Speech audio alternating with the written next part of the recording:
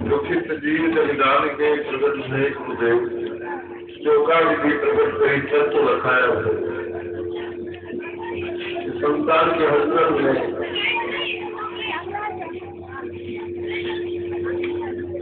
संगतियों ने हमारे मन को बड़ा चंचल कर दिया। अभी हमारे साधक लोग जो हमारे साथ में तो वही समझते कि मन से बड़ा था। अरे मन को मन में समाने के लिए यंत्र है,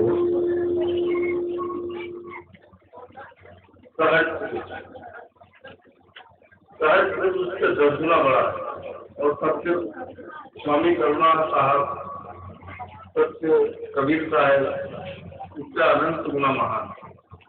ये बातें हमारे लोग नहीं समझता, जो दिन रात था मन से बड़ा नहीं। मन कौन है?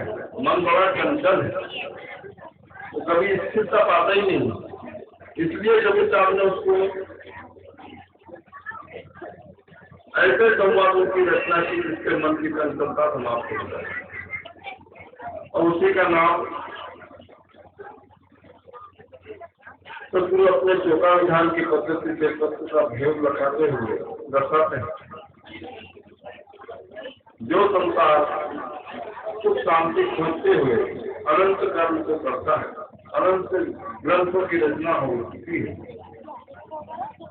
और जो चर्चाओं का अर्थ मनमाने ढंग से हो रहा है, यदि वह चर्चा जैसी किसी से लिखी जाए तो वो शिष्य उसको ग्रहिता हो, समझने वाला हो, तभी हो पाए। तो गुरु तो कहता है कुछ हो और शिष्य समझे कुछ हो। मन क्या चीज है? मानंदी और जानंदी। मान लिया गया ये हमारा वो, मान लिया गया ये दूसरे की कई सुनी बातों को मानते रहे, कहीं सुनी मुसलमान से, कहीं सुनी युग चली आवागमन बंधा, या आवागमन में बांधने वाला कई तरह की कहीं सुनी बात है। फिर मानो किसको? मानो सही कबीर की शब्द सही नाम, जो शब्द का परिचय और जिम्मेदारी शब्द के साथ। एक संवाद राम ने, एक संवाद कृष्ण ने, एक संवाद हमारे संसार के सारे धर्म गुरुओं ने अपने अपनी तरह से कहे। अपनी बात को कहने के लिए उन्होंने राम, कृष्ण, शिव, गणेश, हनुमान, सुग्रीव, वाली या अर्जुन, कृष्ण आदि मन की संज्ञाओं को घटा करके हमारे को परिचय करता है। ये लोग अपनी चर्चा को रखते रखते क्या कहते हैं कि राम ने कहा, शंकर ने कहा, सीता ने कहा, राधे ने कहा, कृष्ण ने कहा। लेकिन जो चर्चा स्वयं की होती, जो स्वयं संवाद वहां होता है, जो जिम्मेदारी से कहता है, कहे कभी सुनो लो साधु। अब साधु का अर्थ भी मनवाने ढंग से लगा लिया, गाड़ी जगह बनाने वाला साधु होता, या किसी एक विशेष निर्धारित साधु होता। साधु का अर्थ होता है जो साथ लेता है। किसी को साथ गाड़ी चलाना सीख ले, कोई माइक स्टेज से लगाना सीख ले, या हारमोनियम बजाना सीख ले, तबले बजाना सीख ले, या सोने का कोई गहना बनाना सीख ले, या लकड़ी का कोई पलंग है या दरवाजे खिड़की बनाना सीख ले। इनको साधु कहते हैं। धीरे धीरे साथ साथ के वो अपने हथियारों को हाथ में काट लेता है, उसे साधु कहते हैं। साधु किसी भी विभाग में कैसे भी काम कर रहा तो साधु होते हैं। लेकिन एक साधना ऐसी होती है जो मन की समस्त चंचलताओं को, संसार के समस्त सुखों को एक और करने का, जिनका संवाद विश्व में शांति लाने के लिए होता है। कहीं झंझटों से, कहीं दुनिया के दुखों से मुक्त होने का रास्ता खोजते खोजते मानव अपनी निश्चितता कायम नहीं कर पाया। क्यों कि वस्तु कहाँ ढूंढे, कहाँ किसी आवे हार। वस्तु कहाँ है और हम ढूंढ कहाँ रहे। यदि हम चाहते हैं कि सुख शांति, काम संपत्ति इकट्ठा करते करते क्या सोचते हैं कि ये परमात्मा न मालूम किस दिन मुसीबत आ जाए, इसलिए पैसा हम जो इकट्ठा करते हैं, तो किसके लिए? मुसीबत के लिए रख रहे हैं भैया। मुसीबत के लिए पैसा रख रहे हो, तो भजन तो मुसीबत का हुआ ना, परमात्मा का थोड़ी ना। तो जिसका तुम भजन कर रहे हो वो तुम्हारे घर आ नहीं, तो भैया दुख संकट में काम आएगा तो दुख संकट को याद करो, इसलिए दुख संकट तुम्हारे पास, जिसका तुम भजन करो तो आना ही। निश्चय तुम्हारा विश्वास संसार की पहचान दुख और संकट में। हम किसी को नाव पे बिठाते हैं तो उसकी चंचलता नहीं होना। एक बंदर वाला और एक सर्प वाला दोनों उस नाव में बैठ जाते हैं। उस नाव में बैठ जाते हैं तो जो नावड़िया है उसको लालची होता है, भाई दूर से कूदेगा, दूर से कूदेगा, हमें क्या बेटा। लेकिन उनके बीच में जो हरकत करने वाले बंदर और सांप बैठे थे उनको वो पहचाना नहीं। मेरी तरह जैसे हम बिठा लेते हैं कि मन से बनाना है, अरे पागल, इस तरह से वो दोनों को बिठा करके नाव में ले जा रहा है। तो क्या करता है कि बंदर बड़ा चालाक होता है, जो सोचता है दीवार में क्या है, तो सांप का दीवारा खोल देता है। अब सांप का दीवारा जब खोलता, जो नाव भरी हुई थी उसमें जब सांप को देखा नाव में बैठे हुए लोगों ने, तो कूद फांद करके नाव पे एक तरफ गिरे और नाव डूब गई। नाव जब कूद करके भगा, उसने कहा बड़ी भूल हो गई, 2 रुपये के लालच में सारी नाव रुका बैठा।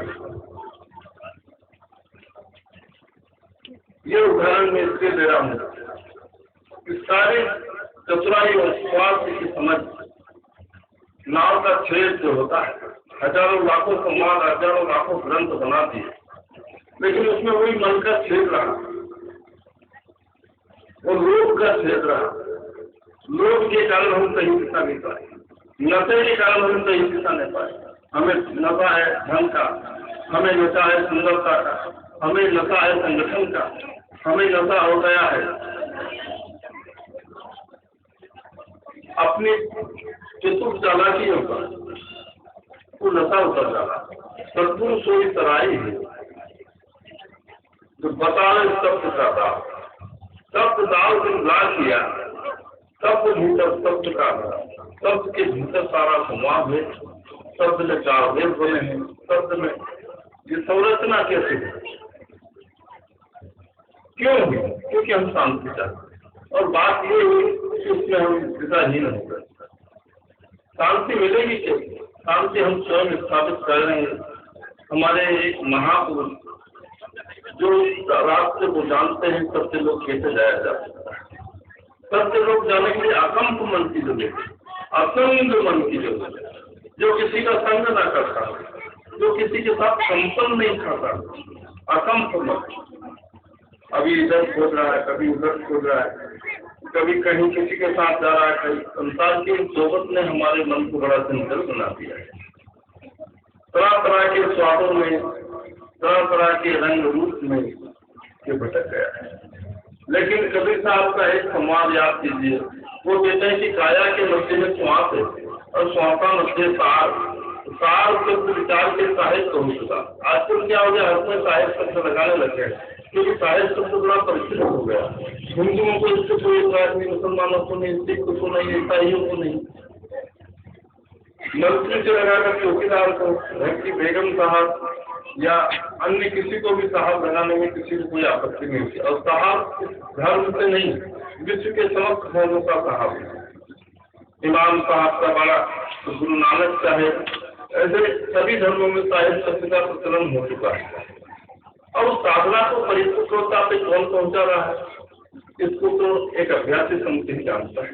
इसलिए उसने जिस संत ने इस नाम को नाम दिया है, वो कहते हैं कि काया के मध्य श्वास है, श्वास के मध्य सार, और सार शब्द विचार के साहब को हो चुका। अब जो इस साधना में परिपक्वता लाता है वो साहब। साहब किसको कहा गया? मेरे समाज से आपको इस चर्चा की कभी पूर्णता मिली। सदगुरु ने अपने मुख से इस शब्द कहा, इस वक्त सूरमा इसे वो यह दूल्हा पक्का भजो एक तार भ्रमी मत भूलो, है एक तार सरल को भूलो।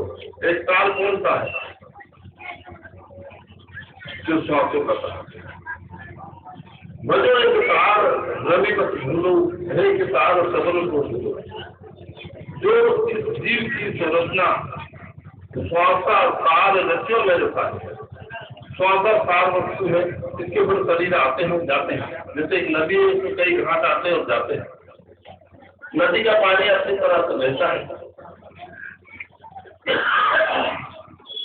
वह पानी कई घाटों से, कई शहरों से, कई मुकाम से गुजरता है। नदी कहीं भी बहती हो उसके दो किनारे होते हैं, और दोनों किनारों के बीच में माया और मन, एक मन है एक माया। उसके बीच में जो धारा बहती है वो साहस की धारा है, उसे हम सुस्वन धारा। स्वासा पुरुष नारी तन, स्वासा निक्षत तन नार। श्वास पुरुष है और शरीर उसकी नारी है, चाहे वो लड़के का हो या लड़की, दोनों नारी है, इन्हें पुरुष नहीं। स्वासा पुरुष नारी तन, श्वास एक परम पति है इस देह का, जो कभी इसका साथ छोड़ देता तो देहदार हो जाती है। इस देह इसका कोई मुंह देखना पसंद नहीं करता। तो श्वास क्या है? एक पुरुष है, और शरीर नारी है, चाहे वो लड़के का या लड़की का, दोनों नारी। कहे कभी हम सब घर राम रूप तन स्वाप, मैं सब घर में बैठा हूँ, सबके पास हूँ, लेकिन मेरी ओर कोई ध्यान ही नहीं देता। संसार के रंग बिरंगे चेहरे पे, इन व्यवहारों से ये मन रिझाता है, मन तुम्हें इंद्रियों के साथ दिखा देता है। 10 रस और रसानंद, 5 ज्ञान और 5 कर्म इंद्रिय, ये इनको साधने वाला रसरस कहलाता है। और तो इनके बीच में जो बह जाता है, जो इसके स्वादों का रंग लेने लगता है, उसका नाम है रसानंद। रसों का जो आनंद लूटता है वो कौन है? वो रावण। 5 ज्ञान और 5 कर्म इंद्रिय को जो जीत लेता है वो दशरथ। वो दशरथ कौन है? 5 ज्ञान और कर्म इंद्रिय को साथ लेता है, अपने को बहने नहीं देता है, और उनका साथ करके उन पर चढ़ बैठता है, उनका रथ ही हो जाता है। अगर हम कहते नहीं उसमें रथ को हाँका तो वो सारथी कहलाता है। रथ के ऊपर उसी पे बैठा है, आनंद ले रहा है, उसका नाम है दशानंद। लेकिन वो जीत करके जो बैठा है दशरथ, उसका नाम है रामेश्वर, जो स्वर रम रहा हमारे अंदर। इस रमने वाले स्वर के साथ, क्योंकि शरीर का कोई भी अंग कभी भी अपने कार्य को रोक देता, हम बोलते हैं कि इसको तो हवा लग गई है, इसको तो लसुआ हो गया है, इसको तो हाथ से काम नहीं करते, श्वास निरंतर जारी है। तो श्वास के साथ भजन को जपा जाता है, जो अजपा कहलाता है, जो होठ कंठ हाले नहीं आप ही होठ उचारा। इस शब्द को जिन संतों ने साधा है वो पूर्णता को पहुंचे हैं, तो सच्चे लोग। और उनकी ये तो अंतरंग रहेंगे, लेकिन बाहर उन्होंने इस निर्णय को घर का जो का कर्म दिया था, अपने घर के अंदर जो चेतना है तो दूसरों को देने के लिए उजागर करे। तो कैसे करें? 7 हाथ का कंधेवा लेना। ये शरीर हमारा 3.5 हाथ लंबा है। हर आदमी का अपने हाथ से ऐसा नहीं समझना है कि मैं कह रहा हूँ तो मेरे ही हाथ का काम है। आप सब उस कंधेवे में बंधे हैं तो 7 हाथ का। इसमें जो कर्म मन के अधीन होकर करते हैं या रथी के अधीन करते हैं, तो जो रथी के अधीन करता है वो कहलाता है सुनीति। और जो मन के हाथ जो बीत जाता है, जो इंद्रियों के हाथ स्वाद में जो लिप्त होता है, वो होता है क्या? आनंद। रसों इंद्रियों का आनंद लूटता है। और आनंद लूटने उठाता अपरकर भोग में रोग अनेक, भोगों में रोग है। और लोगों से सबसे अहंकार की उत्पत्ति होती है और पतन हो जाता है। तो चेतना का विषय सबसे ज्यादा शरीर में किसके पास है? हाथ, पेट, दिया शांत है। हाथ, पैर, मुख, कान, शरीर के समस्त अंग स्थिर हो जाते हैं। सोने के बाद श्वास करने लगते हैं। श्वास हमेशा आपके साथ जागने और सोने का भेद मिटाती है। इस शरीर सोता है, श्वास जागता है। तो कभी मैं एक ऐसा हमारे हाथ में संवाद दे दिया कि तुम जागने वाले के साथ रहो, तो तुम्हारी समस्त वेदनाओं से मुक्त करने वाला संवाद, शब्द अति घृणा, शब्द अति घृणा, बहुत ही महीन, बहुत ही बारीक है, वो किसी तरह के विवादित अवस्था में प्राप्त नहीं किया जा सकता। सत्य लोग की सभा में सबसे पहले तो आप मौन रहना चाहिए। जब तक आप मौन रहना नहीं सीखेंगे, यहाँ आने का कोई लाभ नहीं। आप यहाँ आप और भी और मन की चंचलताओं को नहीं समझ पा रहे हैं, उनसे मेरा निवेदन है जरा मौन रहें, ताकि ये सूक्ष्म विषय है। तो हमारा शरीर जब सो जाता है तब हमारे साथ जागृत रहने वाला श्वास हमेशा मौजूद है। आप एक दूसरे के श्वास को पढ़े तो महसूस होगा कि शरीर में सोने वाला है, एक जागने वाला है। तो जो जागने वाला है वो शरीर नहीं है, श्वास है, और जो सोने वाला है वो कौन है? तो शरीर है। तो शरीर जो सो जाता है, अब सोने के बाद उसकी जो इंद्रिय जनित जितने कार्य बाहर उससे वो अचेत हो जाता है। वो अचेत हो जाता है, उसे पता नहीं घर में चोर घुसा है कि नहीं घुसा। तब कोई घर का चौकीदार हो या चोर के हाथ से कोई बर्तन गिरता है तो वहाँ आवाज काम करती, शब्द काम करता है। जब कुछ गिरता है तो घर वाला पूछता है क्या गिरा है, क्योंकि वो आवाज उसने पकड़ी है, वो सुगंध उसने पकड़ी है। तो सुगंध के द्वारा पता लगता है कि घर में क्या बन रहा है।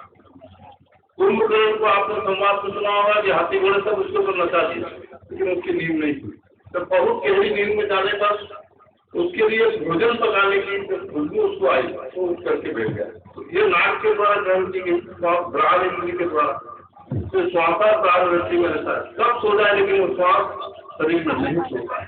तो जागृत वृत्ति रहते हैं तत्व गहर गंभीर, सत्य का मत और निर्णय देने वाला गहर गंभीर वस्तु है, वो आपके पास बैठता है।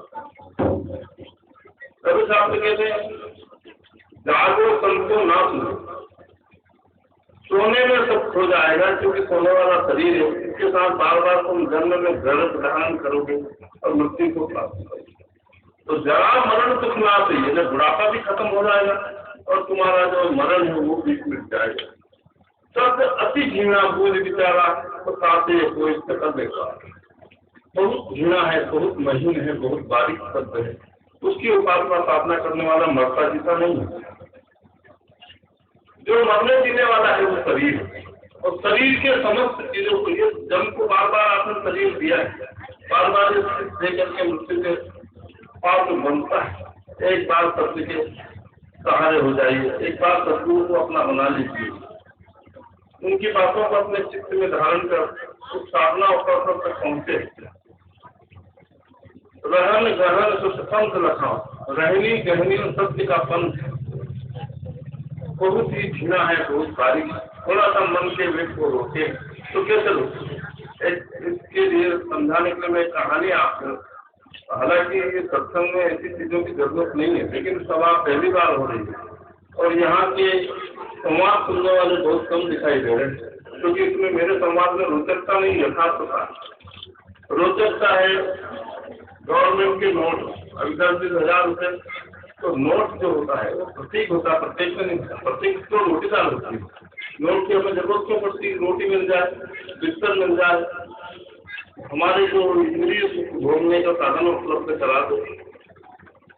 वो राजा की संपत्ति है, गुरु की संपत्ति तो उससे भी आगे देती है, ना बिस्तर की जरूरत है ना रोटी की जरूरत। एक बार कभी साहब से सब 3 लोग के देवता उपस्थित हुए, 500 वीर उपस्थित हुए।